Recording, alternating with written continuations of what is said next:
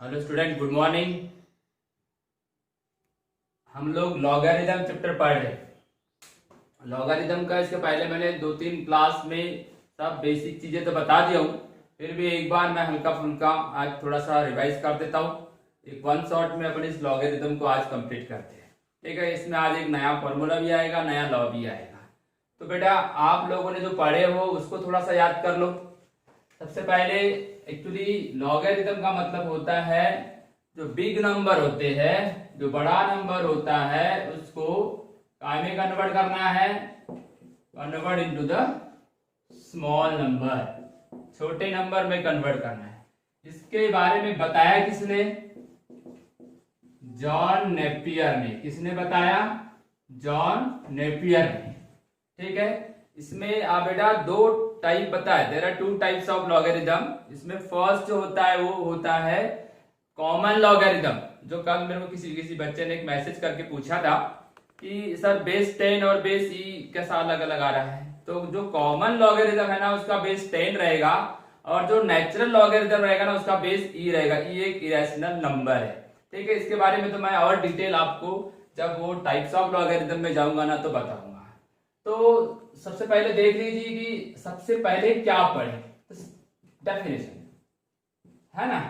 ये था exponential form, exponential form, क्योंकि ये एक्सपोनेंट था ना, एक्सपोनेंट, इंडाइसेस, इंडेक्स, पावर ऐसा बोल सकते हैं, डिग्री।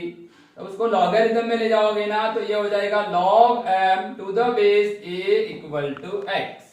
ये जो log के पास जो नंबर रहते हैं ना ये होना पॉजिटिव। कैसे होना? पॉजिटिव, यानी ये पॉजिटिव होना, और साथ साथ में एक की वैल्यू बेस 1 नहीं होना। ओके, तो ये हो गया उसका डेफिनेशन। फिर हमने इन डेफिनेशन के आधार पे कुछ फॉर्मूले भी पढ़े थे। log 1 हमेशा 0 होता है, बेस में कुछ भी रहे, एनी बेस। उसके बाद देखे थे log same number, log a to the base a हमेशा 1 होता है। यहाँ b लिखना है तो b भी लिख सकते हो, c लिखना है तो c लिखोगे, फिर भी आंसर 1 ही आएगा। याद रहेगा। किसी भी नंबर, प्रॉपर्टी के अंदर में देखे थे, किसी भी नंबर का पावर अगर log रहा और दोनों का बेस, इंडाइसेस का बेस और ये बेस अगर सेम है तो आप उसको लिखोगे x। ये भी वेरी आईएमपी फॉर्मूला है। फिर और चीज बताए थे कि अगर m और n इक्वल है तो लॉगरिथम भी इक्वल होगा। इनमें लेस देन ग्रेटर देन है तो ये भी लेस देन ग्रेटर देन होंगे। ओके, इसमें कोई मतलब कोई ऐसा लग रहा है कंफ्यूजन नहीं ना? हाँ, तो ये सब चीज आपको मालूम रहना चाहिए। उसमें रूल्स देखे थे, अगर ये प्लस है तो प्रोडक्ट होगा, या प्रोडक्ट है तो प्लस में कन्वर्ट होगा। बेस में कुछ भी लिख सकते हो पर सेम होना। नेक्स्ट बताया था log m minus log n equal to, अगर माइनस है तो डिवाइड होगा। ये बातें सब छोटी छोटी पढ़ने क्लियर किए थे। अच्छा, फिर देखो आगे। सबसे पहले ये था डेफिनेशन, एक्सपोनेंशियल फॉर्म से लॉगरिथमिक फॉर्म में कैसा, ये लॉगरिथमिक फॉर्म है, लॉग फॉर्म। ओके, ये एक्सपोनेंशियल फॉर्म जिसमें ये दो नंबर पॉजिटिव बताया था। log 1 हमेशा 0 होता है, ये दोनों सेम सेम रहा तो 1 होता है।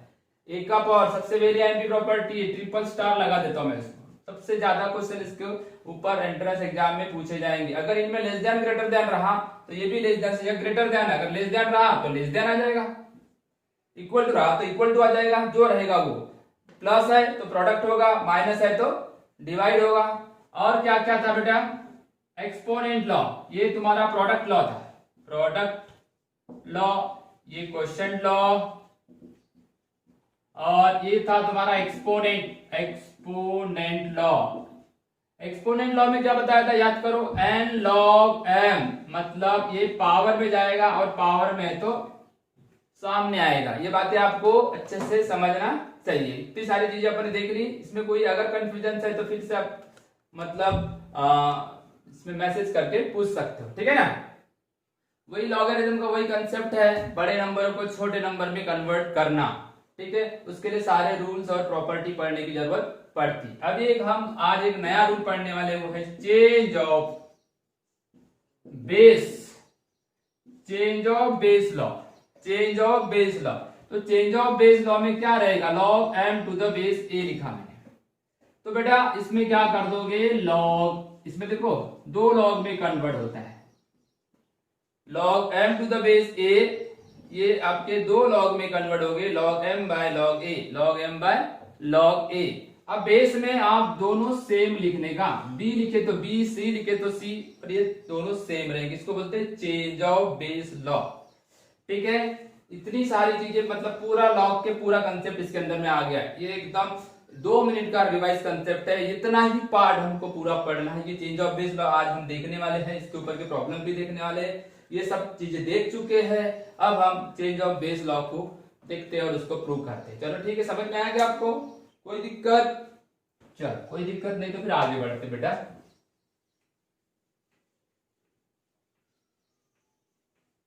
हाँ, ये JEE के लिए वेरी एमपी है, नीट और board common chapter, common basic chapter है। ठीक है, चल इसको मिटाते हैं और हम इस फॉर्मूले को प्रूव करते हैं। Change of base law, change of base law. Okay, कोई दिक्कत? Log m to the base a equal to, देखो 2 लॉग में कन्वर्ट होगा, चेंज मतलब 2, एक लॉग को 2 लॉग में कन्वर्ट कर दिया। यहाँ पे m लिखा है तो m लिखोगे, यहाँ a लिखा है तो a लिखोगे। चेंज बेस मतलब बेस चेंज, तो b आ गया। यहाँ पे पॉजिटिव क्या क्या रहेगा? m पॉजिटिव रहेगा, a पॉजिटिव रहेगा, b पॉजिटिव रहेगा। मतलब यहाँ मैं लिख देता हूं पॉजिटिव कौन कौन रहेंगे। एक तो देखो बेस कौन कौन है, a और ये b, a और b ये 1 नहीं रहेंगे क्योंकि ये बेस है, बेस में कभी 1 नहीं चलता। a b और m ये सबके सब पॉजिटिव रहेंगे, सभी के सभी पॉजिटिव रहेंगे, मतलब ग्रेटर देन 0 रहेंगे। खैर चलो प्रूफ देखते हैं इसका, इसको प्रूफ करते हैं। जैसे अपन ने पहले प्रूफ किया ना वैसे ही है, कुछ भी नया नहीं है। तो सबसे पहले तो हमने कंसीडर, जितने लॉग है उतने जगह एक एक वेरिएबल कंसीडर कर लो, एक एक कांस्टेंट, एक एक नंबर कंसीडर कर लो। इसको x कंसीडर कर लेते हैं। तो इसको x कंसीडर कर ली तो वो फॉर्मूला लगाओ लॉग को एक्सपोनेंशियल में जाने का, a का power x equal to m, ये आ गया। Similarly log m to the base b equal to y ले लिए, तो ये बेटा b का power y equal to m आ जाएगा। और तीसरा क्या है, log a to the base b, है ना, इसको z ले लेते तो फिर से वैसे ही आ जाएगा, b का power z equal to a, b का power z equal to a। 3 block आ गए। ये लॉगरिथमिक में था, मैंने इसको एक्सपोनेंशियल में कन्वर्ट कर दिया, मतलब इंडाइसेस के फॉर्मूले लगाऊंगा मैं, अपने आप प्रूव हो जाएगा। तो change of base law prove करने के लिए इस लॉ को देख लो पहले। सबके 1 2 3 जगह मैंने नंबर कंसीडर कर लिया, एक्स वाई जेड नंबर है, पॉजिटिव नंबर है। ठीक है, यहाँ पे अपन ने कंसीडर, जब ये पॉजिटिव है तो ये भी पॉजिटिव ही आएगा। हाँ, आगे बढ़ेंगे। लॉग को एक्सपोनेंशियल में फॉर्म, बेस का पावर x, बेस का पावर y, बेस का पावर z। ठीक है, इस तरीके से मैंने ला दिया। अब देखो ये दोनों इक्वल दिख रहे हैं, ये भी m की वैल्यू m, ये दोनों पे से ये पता चल रहा है कि ये इक्वल होंगे। a का पावर x और b का पावर y ये दोनों इक्वल होंगे। अरे देखो ना, ये इक्वल है कि ये इक्वल है, मतलब ये दोनों इक्वल है। a का पावर x, b का पावर y ये दोनों इक्वल है। ओके, जब ये दोनों इक्वल है, और देखो b मतलब क्या है, a मतलब b का पावर z, तो मैं a के जगह देयरफॉर a की वैल्यू रखता हूं। a मतलब b का पावर z, इसका पावर तो x था, तो b का पावर y हो गया। क्या किया मैंने, a के जगह b का पावर z, ये जो दिख रहा था ना ये वाला, इसका जगह रिप्लेस कर दिया, वो ऐसा दिख रहा है। अब दोनों तरफ बेस सेम है, b का power zx equal to b का पावर y, b का power zx equal to b का पावर y। इंडाइसेस याद आया, बेस कैसा है, फिर से सेम है, b तो पावर इक्वल होगा, therefore zx equal to y, zx equal to y बराबर है। तो x इक्वल टू क्या आएगा, therefore x equal to y by z। x equal to क्या आ गया बेटा, y बाय z, और x था क्या, x मतलब log m, x मतलब log m to the base a, ये कंसीडर किए थे, वापस कर रहा हूं मैं। y क्या था, log m to the base b, log m to the base b, और ये क्या था, log a to the base b। ये प्रूव हो गया। जिस लॉ को हमने प्रूव करने पकड़े थे वो प्रूव करके रख दिए। कुछ नहीं किए, सबसे पहले एक्स वाई जेड कंसीडर कर लिया मैंने तीनों लॉग के जगह 1 2 3, फिर लॉग को एक्सपोनेंशियल फॉर्म में लाया, ये दोनों इक्वल थे तो a का power x equal to b का पावर हो गया। फिर a के जगह मैंने यहां से पुट कर दिया b का पावर z, z और x का मल्टीप्लाई होता है, इंडाइसेस में पढ़े हो, तो zx इक्वल टू y, क्योंकि बेस सेम है तो x इक्वल टू कितना आ गया y बाय z। ठीक है, क्या दिक्कत है? कोई दिक्कत नहीं, कोई रिपीट करने की जरूरत भी नहीं, आप नोट कर लो, फटाफट नोट करो। और फिर हम इसके ऊपर के कुछ प्रॉब्लम भी लेते हैं, कुछ प्रॉब्लम पहले वाले के ऊपर लेते हैं और कुछ इसके ऊपर भी लेते हैं। हाँ बेटा,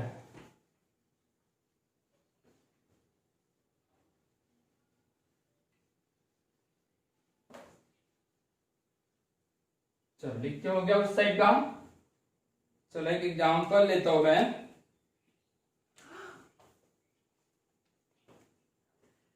देखो क्वेश्चन, लॉग क्यूब रूट है a to the base b, log b का power 4 to the base c, log 4th root c cube to the base a equal to 4 option है 3/4 1 और डी है रन ऑफ दी। ठीक है, question को एक बार देख लो, समझ में आया? क्वेश्चन समझ में आया? सबसे पहले देख लो कि सबके बेस अलग अलग है, कहीं भी मल्टीप्लाई के साइन प्लस और माइनस नहीं, मतलब वो प्रोडक्ट रूल लगने वाला नहीं है। ठीक है, तो कभी कभी क्या होता है, ये ऐसा दिखता है प्रोडक्ट, तो हम उल्टा लगा लेते हैं, प्लस रहेगा तो मल्टीप्लाई होगा और माइनस रहेगा तो डिवाइड होगा, मल्टीप्लाई रहेगा तो कुछ नहीं करने का। दो लॉग मल्टीप्लाई है तो उसको कुछ नहीं होने वाला है, एंड जैसा देखो, याद रखना, ये बहुत बड़ा मतलब बच्चे कंफ्यूजन में रहते हैं। अगर ऐसा लिखा हुआ है log m plus log n, तो आप 100% का प्रोडक्ट करो। याद रखना ये वाली बात, बहुत ही वेरी आईएमपी बता रहा हूं मैं आप लोगों को, ये सबसे ज्यादा इंपॉर्टेंट चीज बता रहा हूं जो आप हमेशा कंफ्यूज होते रहते हो। log m multiply log n, अरे सबको ऐसा लगता है ऐसा लिख लो, जबकि ऐसा लिखना ये गलत है, ये रॉन्ग है। मल्टीप्लाई रहेगा ना तो ये कुछ नहीं होना। अब इसका होगा क्या, मतलब जितना था उतना ही रहेगा, इसको कुछ नहीं होने वाला, समझ में? इसको आगे लिखना ही नहीं, ये आने वाला ही नहीं, इसका कोई रूल ही नहीं। मतलब दो लॉग अगर मल्टीप्लाई में है, दो लॉग अगर मल्टीप्लाई में है तो उनका कोई रूल है ही नहीं। ठीक है, मतलब किसी ने पूछा कि log 3 इंटू log 4 कितना होगा, तो log 12 या log 7, ये ऐसा नहीं बताना, log 7 या log 12 ऐसा कुछ नहीं बताना, ये सब रॉन्ग है। फिर है क्या, तो राइट, ये इतना रहेगा, इतना ही रहेगा, मतलब ये कुछ भी नहीं आए। ठीक है, ये तो बहुत सारे बच्चे वही काम कर लेते हैं। चलो, ये बेटा क्यूब रूट है। क्यूब रूट का मतलब क्या होता है, a का power 1/3 to the base b, cube root. फिर log b का power 4 to the base c, फिर देखो 4th रूट है, 4th रूट ये दिख रहा है 4th रूट, और एक क्यूब रूट, तो 4th रूट बोले तो बाय 4 और एक क्यूब है तो 3/4 टू द बेस a। ये जो क्यूब रूट था ना, ऐसा लिखा हुआ है, देखो वो वहां पे, ये क्या लिखा था, 4th root of c cube का 4th रूट, मतलब इन दोनों का प्रोडक्ट, या ऐसा, मतलब इसके जगह मैंने c का पावर 3/4 लिख दिया। अब क्या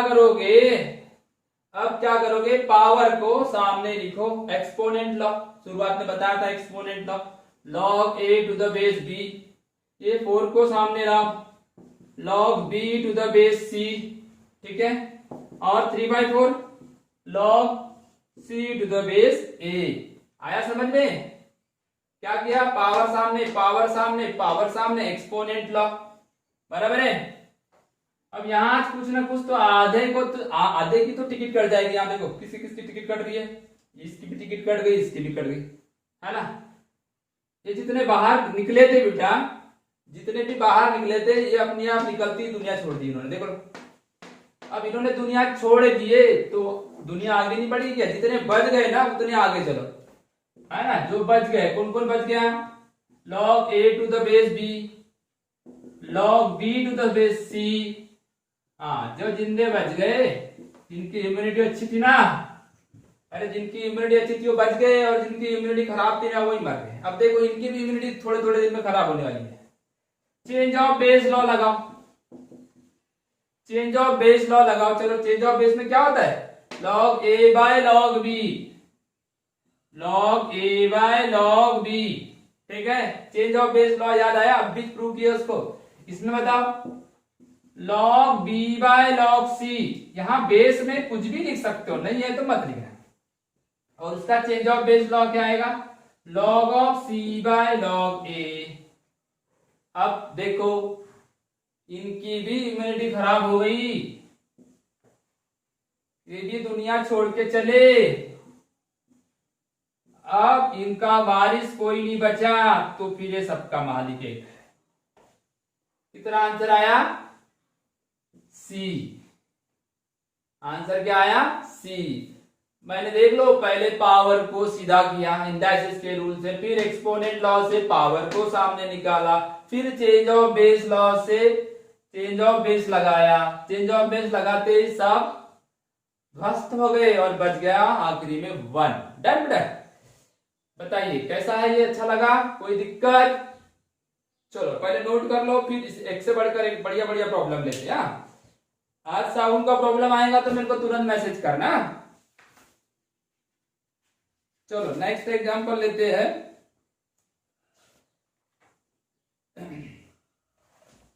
तब तक इसको लिख लो, मैं ये वाला क्वेश्चन मिटा रहा हूं। हाँ इधर देखो बढ़िया वाले मतलब एक्स्ट्रा ऑर्डिनरी क्वेश्चन लेता हूं आज।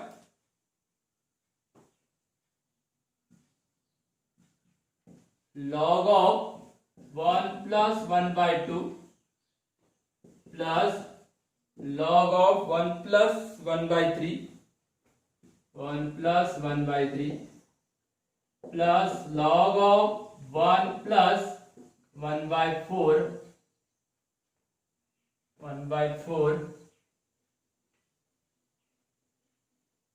और आएगा एक plus dash dash dash dash dash dash plus log of 1 plus 1 by 127 है, 128 है, 127, 1 by 127 is equal to how much? अरे देखो इतना बड़ा सीरीज दे दिया है यहाँ पे एपी जैसे, है ना। Plus plus plus plus sequence को कुछ स्पेसिफिक अरेंजमेंट में किए, कॉमन डिफरेंस आया, कुछ आया तो आप एपी बोलते थे ना। तो एक यहाँ पे एक सीरीज लिखा हुआ है, इसका आंसर आपको बताना है। एक बात देखो, पहले वाले प्रॉब्लम में प्रोडक्ट था सब, बहुत वहां पे भी 2-3 लॉग थे पर बीच बीच में प्रोडक्ट था। अब यहाँ प्लस है तो यहाँ आप एडिशन रूल लगा सकते हो, सॉरी एडिशन में तो प्रोडक्ट रूल लगा सकते हो। एडिशन है तो प्रोडक्ट रूल लगाने का जो रूल बने ना वही रूल फॉलो करने का, अपने हिसाब से कोई रूल नहीं बनने वाला है। समझ में आया? अगर आपको कोई कंफ्यूजन है तो तुरंत फोन करें, तुरंत मैसेज करें। चलो इसको बनाते, इधर देखो इसके आंसर लिख दूं क्या? हाँ इसके आंसर शॉर्ट इधर लिख देते यहाँ ABCD। ये आएगा तुम्हारा 8, 4, 2 और 6। ये 4 आंसर दिया। आप भी ट्राई कर सकते हो, ऐसा कोई बहुत डिफिकल्ट नहीं है, दिखता बड़ा है बस, है ना। हाथी के दांत सिर्फ देखने के होते, आप टेंशन मत ले। जब आप शुरू कर दोगे ना ऐसा लगेगा कि बिल्कुल इजी था, देखते ही आप कुछ तो हलचल करें। जब तक हलचल नहीं करोगे ना तो फिर टेंशन आना शुरू हो जाएगा। ठीक है, ओके। दिखता बड़ा है पर है नहीं। 1 प्लस, देखो ये प्लस करके बताओ क्या होता है, तो 2 into 1 2 प्लस 1 यानी 3/2 आएगा। अरे 2 प्लस 1 करके तो 3/2 आएगा ना, एडिशन तो आती है ना आपको। देखो 3 और 1 4, 4/3 आएगा, प्लस 4 और 1 5, 5/4 आएगा। Okay done. And then next 127 plus 1, 128 divide by 127 आएगा। कितने लॉग है यहाँ पे? 1 2 3 4 ही है, तो बीच पे डैश डैश का मतलब क्या है? डैश डैश का मतलब है इसके अंदर में बहुत सारे लॉग है। जब बहुत सारे लॉग है तो क्या बहुत सारे ऑपरेशन होंगे क्या? तो कैसे होंगे इधर पे? अब बीच में बेटा प्लस प्लस है, तो हम एक काम करते हैं, लॉग जो है, लॉग प्लस है ना, तो प्लस का रूल याद आया? प्लस है तो फिर इनका क्या होगा? प्रोडक्ट लॉ लगेगा 3/2, ये मल्टीप्लाई हो जाएगा 4/3, ये आएगा 5/4 और ये आएगा dash dash dash dash dash 128 है और यहाँ 127 है, 128/127। चलो शुरुआत से क्या क्या हो रहा है देखते हैं। 3 से 4, 3 3 से कैंसल, टिकट कट रही इनकी, फिर इसकी टिकट कट गई। अब देखो यहाँ मैंने कुछ लिखा नहीं, मगर एक बात ध्यान रखना, देखो 3 यहाँ दिख रहा है ना, 4/3, 4 के बाद 5, 5/4, 5 के बाद 6, तो 6/5 आएगा। फिर इसकी टिकट कटेगी, ऐसा करते करते इसकी टिकट कट जाएगी। वापस देखोगे ना, यहाँ पे 128 है तो यहाँ 127 रहा होगा, और 126, 127 ऊपर, 126 नीचे, तो इसकी टिकट इसके साथ कटी होगी, 127 की टिकट इसके साथ कट गई होगी। क्या क्या समझ में आएगा देख लो, किसका किसका कट रहा है। 3/2, जिसका 3 से कट गया, 4 से कट गया, मतलब एक बात रखो, ये पहले वाले का नीचे वाला बचेगा और आखिरी वाले का ऊपर वाला बचेगा, सब बाकी सब की टिकट कटेगी। बाकी सब की टिकट कट गई तो जो बच गया, यहाँ पे बेस में 2 लिखा था, मैं लिखा नहीं, बेस में 2 लिखा है, तो बेस में 2 लिखना जरूरी है। 2 सभी जगह एक का रहेगा, कॉमन है तभी तो प्रोडक्ट लॉ लगा, सबका बेस कॉमन है इसलिए तो प्रोडक्ट लॉ लगाया, नहीं तो मैं लगा ही नहीं सकते था उसमें। तो सबकी टिकट कटी, जो बच गया उसको लिखो, 128 / 2 टू द बेस 2, इतना बच गया। अब ये 128 का आधा कितना होगा? 64 टू द बेस 2, 64, अब बेस 2 है तो 2 का पावर ढूंढो, 2 का पावर 6 टू द बेस 2, और 6 को सामने ला लो बेटा, 6 log 2 टू द बेस 2, ये कितना होता है? 1, तो 6 × 1 6, आपका आंसर 6। वहां पे है क्या ऑप्शन में? अरे है ना, लास्ट नंबर का ऑप्शन आ गया आपका डी। लगते था बहुत बड़ा, मैंने पहले बताया कि आपको ये एग्जाम्पल लगेगा बड़ा, पर आपको इजीली सॉल्व होने वाला है, ठीक है? कोई दिक्कत है क्या? नहीं, तो इसको नोट कर लो। चलो ठीक है, देख लो बेटा, पूरा फटाफट लिख लो।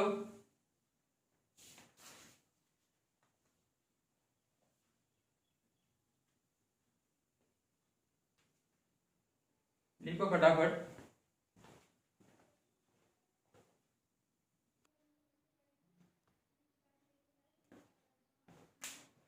हो गया बेटा लिख के? कुछ नहीं था, बस पहले आप थोड़ा सिंप्लीफाई करो, फिर प्रोडक्ट लॉ लगाओ, कैंसिल करो, सब आंसर फटाफट आ जाएगा, ठीक है ना? कोई दिक्कत? चलो उसके बाद क्या क्वेश्चन देखते हैं नेक्स्ट।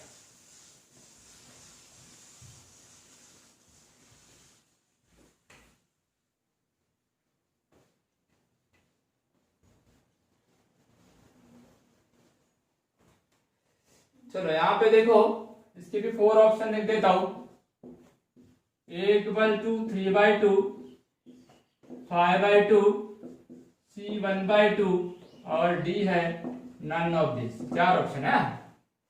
ये इस एग्जांपल को बहुत इजीली हम बना सकते हैं, देख लो, ये स्क्वायर रूट है और नीचे में log 6 - log 5।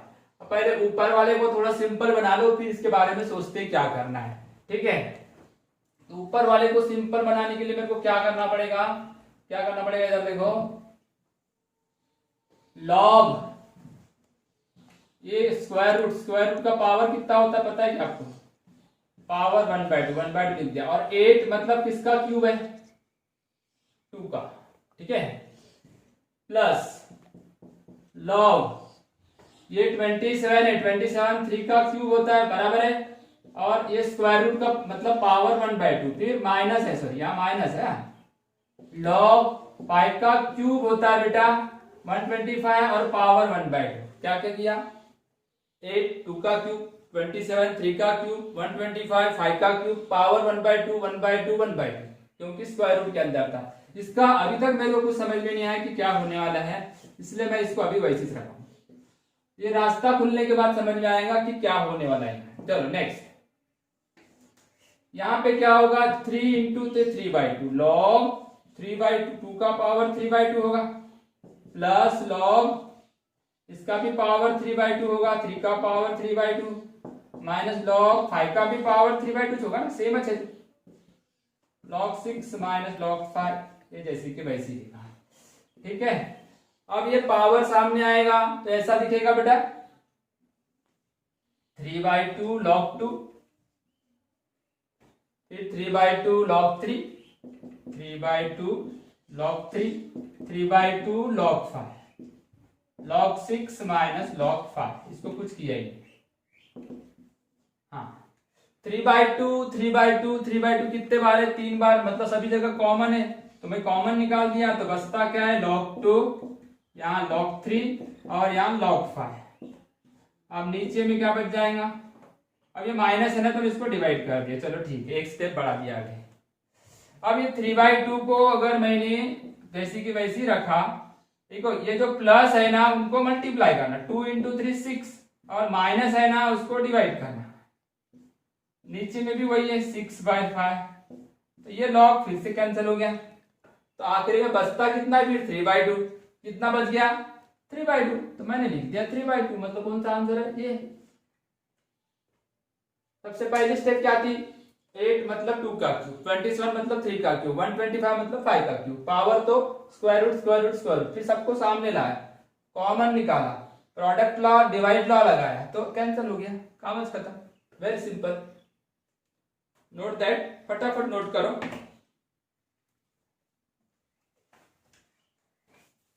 नेक्स्ट क्वेश्चन तब तक लिख के रखता हूं मैं यहाँ पे, तब तक सोचो लिखो। हाँ, क्वेश्चन चेंज कर रहा हूं, तब तक आप नोट करो।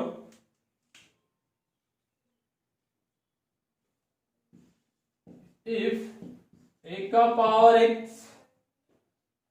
b का पावर y, c का पावर z, d का power w, okay, a not equal to 1, a 1 नहीं है बोल रहे हो, then log a b c d to the base a equal to how much. 4 option में इसका आंसर है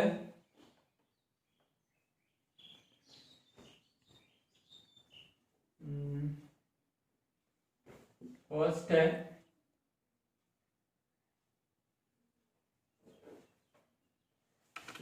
x 1/x plus 1/y plus 1/z plus 1/w,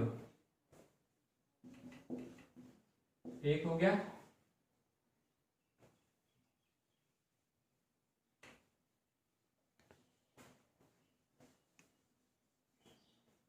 B में 0 और सी में -x 1/x प्लस 1/y और डी में है सिर्फ 1/x। 4 ऑप्शन यहाँ पे लिखे हुए, आप बहुत इजीली समझ लोगे क्या आंसर आने वाला है।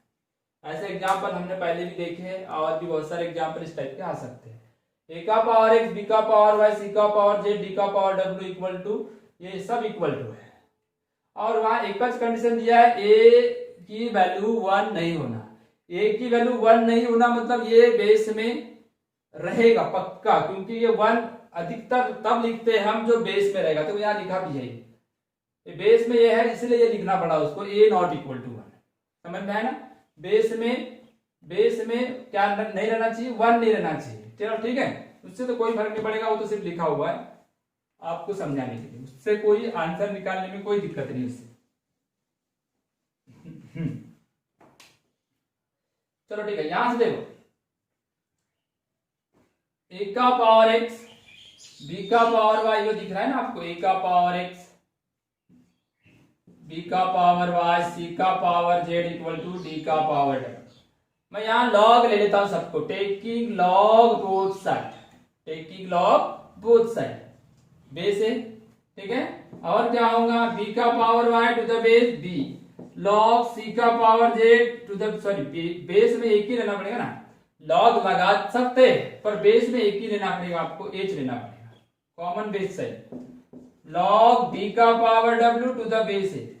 कंडीशन ये है लॉग आप कभी भी ले सकते हो दोनों साइड में, मगर बेस सेम चाहिए तभी ले सकते हैं, नहीं तो नहीं ले सकते। अब बेटा ये सब जो आ रहे हैं मैं ये काम कर लेता हूं, ये जितने भी चीजें दिख रही है ना आपकी, तो यहां से आपको क्या मिलेगा, ये देखो लॉग ये सामने है तो बचेगा क्या, ये अगर ये सामने आएगा तो बचेगा ये इसकी वैल्यू कितनी होती है 1, बराबर है। x सामने आए तो log a to the base है, ये 1 हो जाएगा। यहाँ y सामने आए तो इसकी वैल्यू कितनी बचेगी b to the base a। यहाँ z सामने आए तो इसकी वैल्यू कितनी बचेगी log c to the base a, और यहाँ w, ठीक है, log d to the base a। ऐसा एक प्रॉब्लम इसके पहले वाली क्लास में भी हो चुका है। अब इसकी वैल्यू x है, इसकी वैल्यू x है, इसकी वैल्यू x है, तो देखो अब देखो यहाँ पे log b to the base a की वैल्यू x है, अब यहाँ y था तो उधर जाएगा तो डिवाइड हो जाएगा, log c to the base a, यहाँ z है इसको जाके डिवाइड हो जाएगा तो x बाय z हो जाएगा। और तीसरा क्या है log w ने d to the base a, है ना, डिवाइड हो जाएगा, उसके भी डिवाइड हो जाएगा, x divide by y, x divide by z, x divide by w, इस तरीके से ये सब चीजें आ गई। log a की वैल्यू मिल गई, log c की वैल्यू मिल गई, b की नहीं मिली क्या, log b है ना, ये c की वैल्यू, b की वैल्यू और d की वैल्यू, ठीक है, ये तीनों चीजें तो मेरे को मिल गई, पर मेरे को निकालना क्या है, ये वाला log a b c d to the base a, ये निकालना, मतलब निकालना क्या है log a to the base a, log b to the base a, log c to the base a और log d to the base a। दिख रहा है, चारों चार लॉग है अपने पास, सबको प्लस कर दो तो आपको कोई ना कोई आंसर मिल ही जाएगा। तो ये बेटा 1 हो जाएगा, ये कितना हो जाएगा b by log b x by y, ये कितना है c x बाय z, और d कितना है x बाय w, ठीक है ना, क्लियर हो गया ना। अब मैं इसको कॉमन निकाल देता हूँ, x को कॉमन निकालता हूँ तो यहाँ 1 है तो यहाँ 1 बाय x जाएगा, ये बाहर निकलेगा तो 1 बाय y हो जाएगा, 1 बाय z हो जाएगा, 1 बाय w हो जाएगा। कॉमन निकालते आता है ना, जहां नहीं है वहां अपॉन में जाता है, जहां है वो निकल जाएगा, ठीक है। देखो अंदर मल्टीप्लाई कर दो, इसको मल्टीप्लाई करो तो क्या हो जाएगा आंसर 1 इंटू एक्स, ये सब आ जाएगा। तो कौन सा ऑप्शन आया आपका ए।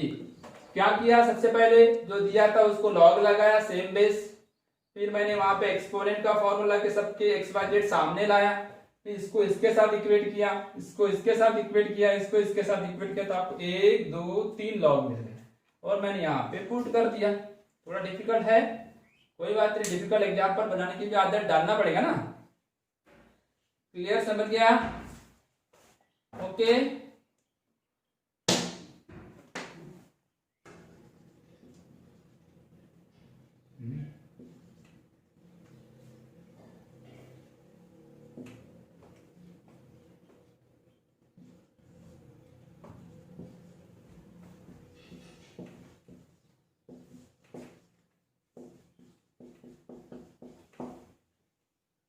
लिख के हो गया बेटा, इसमें कोई दिक्कत हो तो बताना, मैं नेक्स्ट क्लास में इसको रिपीट कर दूंगा। चलो एक क्वेश्चन आप लोगों के लिए मैं होमवर्क दे रहा हूं, आप लोग मेरे को मैसेज करेंगे, सभी लोग, कुछ लोग कर रहे हैं कुछ लोग नहीं कर रहे, सभी ने सॉल्व हुआ तो भी करना है, नहीं हुआ तो भी करना है, इसका सॉल्यूशन मेरे को भेजेंगे आज, ठीक है। 12 बजे तक तुम्हारा सॉल्यूशन आ जाना चाहिए। ये देख लो ये वाला क्वेश्चन, ये x की वैल्यू दी हुई है, x की वैल्यू यहाँ पहले पुट कर देना, यहाँ पुट करने के बाद उसको सिंप्लीफाई करना, तो 4 में से कोई ना कोई एक आंसर आएगा।